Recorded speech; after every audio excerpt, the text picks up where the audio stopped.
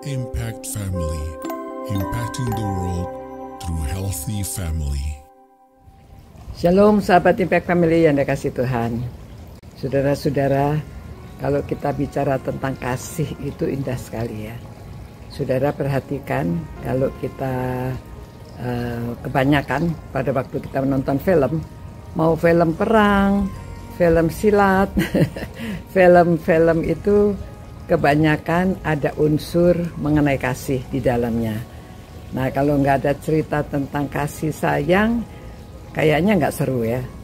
Nah, saudara, kasih itu apa? Mari kita merenungkan firman Tuhan dari 1 Yohanes pasal 4. Dikatakan demikian, saudara-saudaraku yang kekasih, marilah kita saling mengasihi. Ini ajakan, mari kita saling mengasihi, sebab kasih itu berasal dari Allah. Dan setiap orang yang mengasihi lahir dari Allah dan mengenal Allah. Memang cerita tentang percintaan itu berbeda dengan kasih yang diungkapkan di sini. Kasih itu dari Allah. Dan dikatakan barang siapa tidak mengasihi, ia tidak mengenal Allah. Ya, kalau kita tidak ada kasih, kita tidak mengenal Allah. Sebab Allah adalah kasih. Nah, saudara, sudah sering saya sampaikan mengenai kasih. Namun di sini saya ingin tunjukkan kepada saudara-saudara bagaimana kasih didefinisikan oleh Rasul Paulus ya.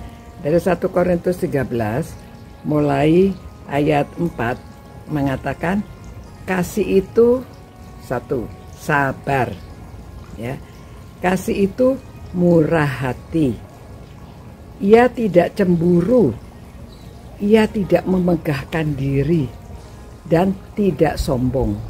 Ya. Ia tidak melakukan yang tidak sopan. Ya, kasih itu tidak melakukan yang tidak sopan.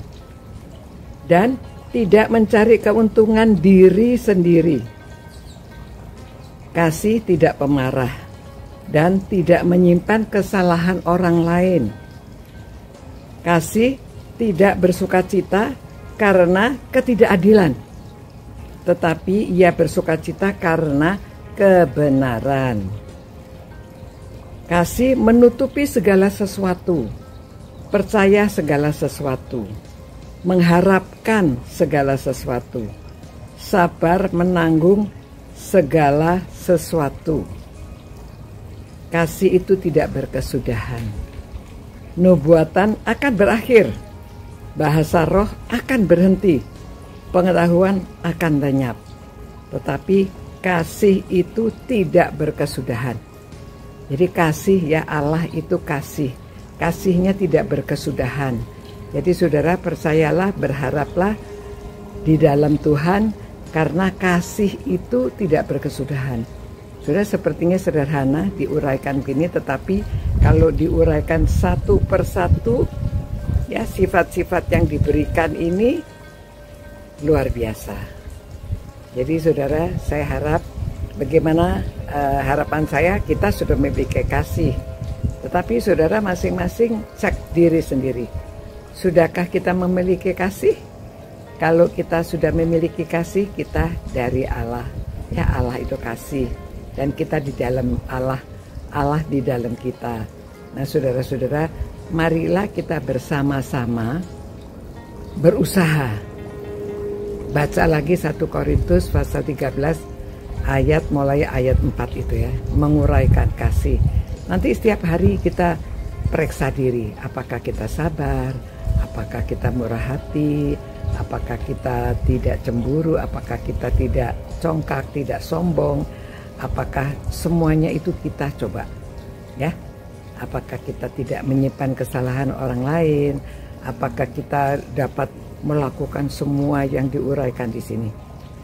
Mari saudara-saudara, kita berdoa dan mohon Tuhan memberikan kasih di dalam saudara dan saya, supaya kita ini memang anak-anak Allah. Kita itu ada di dalam Allah dan Allah di dalam kita. Karena Allah itu kasih, ya. Jadi itu yang perlu kita ingat, kita hafalkan, kita renungkan. Tuhan, terima kasih karena Engkau adalah kasih. Dan biarlah kami juga memiliki kasih karena kasih itu datang dari Engkau, dan biarlah kami dapat menjalankan apa-apa yang diuraikan sebagai kasih. Tolong kami Tuhan, mampukan kami Tuhan, supaya kami dapat saling mengasihi, supaya kami dapat memiliki kasih, karena kasih itu daripada Engkau. Terima kasih Tuhan, demi nama Yesus kami berdoa juga untuk semua orang yang merenungkan firman-Mu ini Tuhan, supaya kami semuanya memiliki kasih dan dapat menjalankan kasih. Dalam nama Tuhan Yesus kami berdoa. Amin. Demikian saudara-saudara, mari kita saling mengasihi dan kita memiliki kasih di dalam diri kita, dalam hidup kita. Sampai jumpa pula. Tuhan memberkati saudara dan jadilah berkat di mana saudara berada. Sampai jumpa pula. Ciao. Impact Family, impacting the world through healthy family.